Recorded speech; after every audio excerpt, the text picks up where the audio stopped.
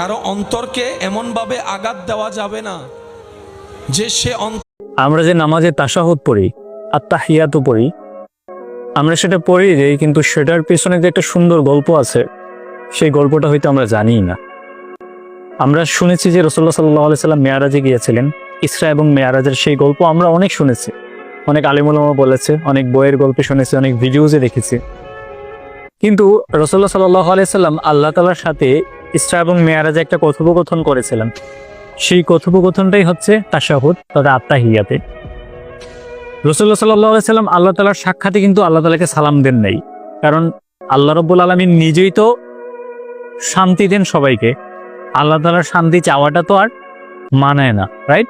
সেই জন্য রাসূলুল্লাহ সাল্লাল্লাহু আলাইহি সাল্লাম আল্লাহ তাআলাকে উদ্দেশ্য করে বললেন যে আত্তাহিয়াতু লিল্লাহি ওয়াস সালাওয়াতু ওয়াত তাইয়্যিবাত, যে সমস্ত প্রশংসা